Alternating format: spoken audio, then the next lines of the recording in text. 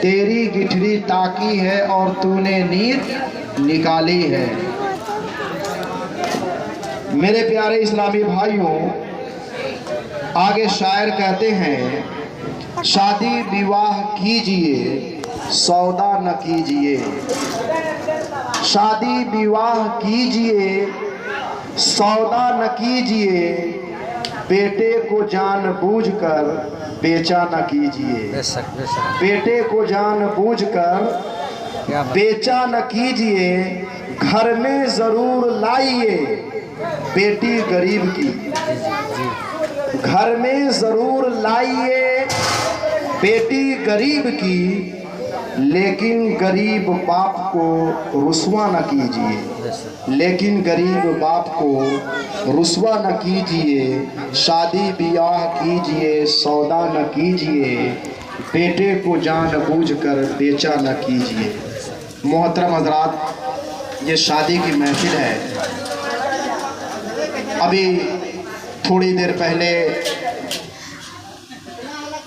ایک کے بعد دیگرے علماء کرام نظم اور نثر کی صورت میں ترنم کی آواز میں گرجتے ہوئے انداز میں شادی بیاہ کی فضیلت آپ کے سامنے بیان کیا گیا ہے۔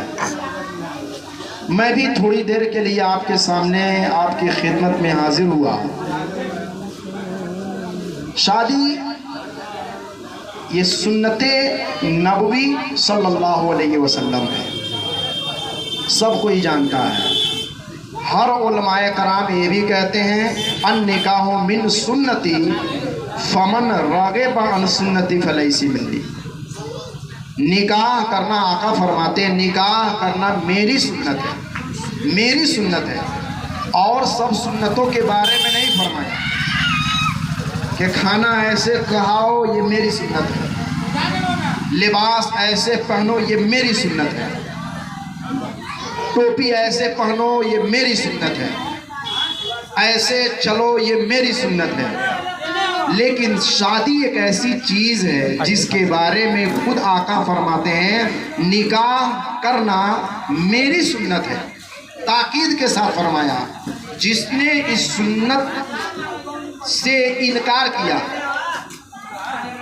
روگردانی کیا، وہ مجھ میں سے نہیں، یعنی جس نے انکار کیا وہ مجھ میں سے، آقا فرماتے وہ مجھ میں سے نہیں۔ اب دیکھیے شادی کرنا سنت ہے، لیکن حالات کے حساب سے کب سنت ہے؟ جب ہمارے آپ کے بچے بالغ ہو جائیں، جب ہمارے اور آپ کے بچے یا بچیاں بالغ ہو جائیں، حد بلوغت تک پہنچ جائے، تو اس وقت شادی کرنا یہ سنت طریقہ ہے۔ کنڈیشن کے اعتبار سے، حالات کے حساب سے، ماحول کے حساب سے شادی کبھی واجب بھی ہوتا ہے، کبھی فرض بھی ہوتا ہے۔ یہ تو سنت طریقہ ہے۔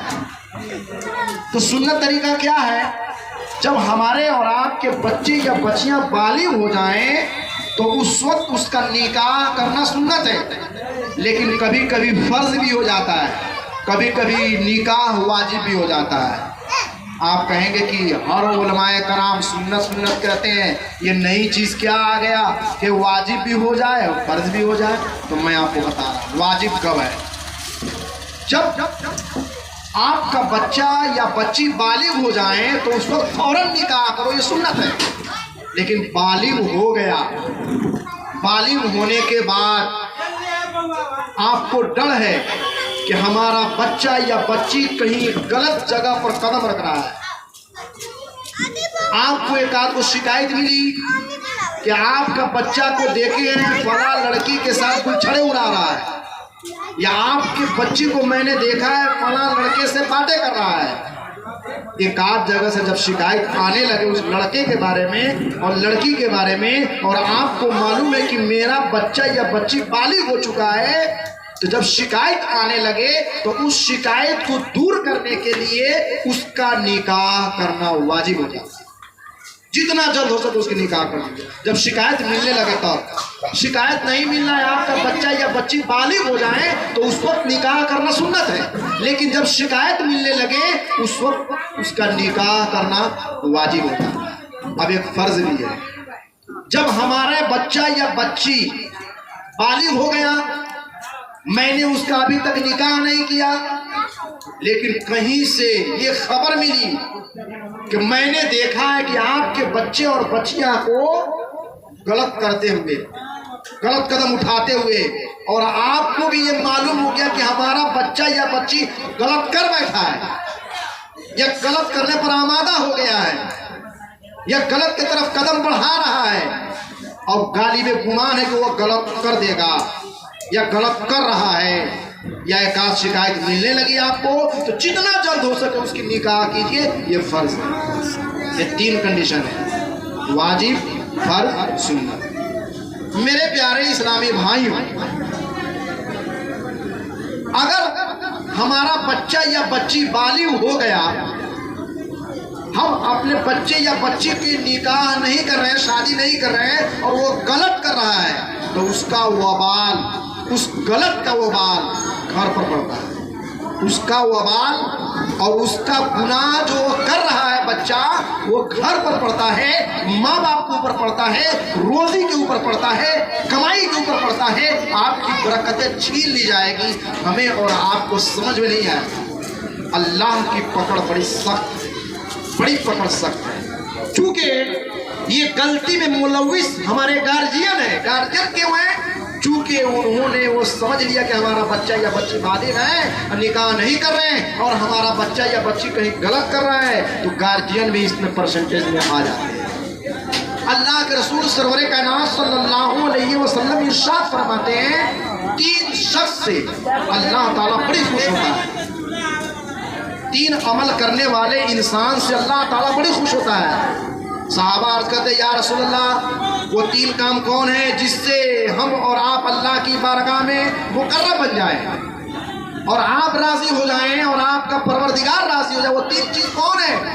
فرمایا، پہلا نمبر 1، جب ہمارے اور آپ کے گھر میں لڑکا یا لڑکی بالغ ہو جائیں تو جتنا جلد ہوگا اس کی شادی کر دیجیے۔ 1۔ دوسرا، جب آپ کسی کا قرض لیے ہوئے ہیں، قرضدار ہیں، قرض لیے ہیں، جتنا جلد ہو سکے اس قرض کی ادائیگی کر دیں۔ تیسرا، جب آپ کے گھر میں کسی کی میت ہو جائے، جب کوئی انتقال کر جائے، تو جتنا جلد ہو سکے اس کی دفن کفن کر دیں۔ یہ 3 چیز کو آقا کریم سرور کائنات صلی اللہ علیہ وسلم نے فوقیت دیا۔ چونکہ ہمارے بچے یا بچیاں بالغ ہو جائیں، جتنا جلد ہو سکے اس کی نکاح کرو۔ میرے آقا فرماتے ہیں اس سے اللہ تعالیٰ خوش ہوتا ہے، چونکہ وہ گناہ پر آمادہ ہوتا ہے، وہ عمر کا تقاضا ہوتا ہے۔ اس عمر کے تقاضا میں ہمیں اور آپ کو بھٹکنے کی، ہمارے بچے کے بھٹکنے کی زیادہ خدشہ رہتا ہے، اور وہ وبال گھر پر یا میرے اوپر پڑتا ہے۔ جب ہم کسی کا قرض لیے تو قرض جتنی جلد ہو سکے اس کی ادائیگی کر دیں۔ اس کا بڑی خطرناک مسئلہ ہے۔ ایک بھائی نے دوسرے بھائی کا قرض لیا ہے تو اس کی جتنا جلد ہو سکے اس کی ادائیگی کر دے، چونکہ مرنے کے بعد جب وہ انسان معاف نہیں کرے گا، اللہ تعالیٰ معاف نہیں فرمائے گا۔ آج ہم اپنے بھائیوں کی، ہم اپنے روز پڑوس کی یا ایک دوسرے کی، حدیث پاک میں آئے 1 تینکا کے برابر اگر ایک بھائی نے دوسرے بھائی قسم کیا ہے تو میرے پیارے سے جب تک وہ معاف نہیں کرے گا پروردگار معاف کھا لیے۔ ابھی تھوڑی دیر پہلے مفتی صاحب نے فرمایا ان لڑکیوں سے شادی کرو جو کہ 4 کنڈیشن بتایا انہوں نے۔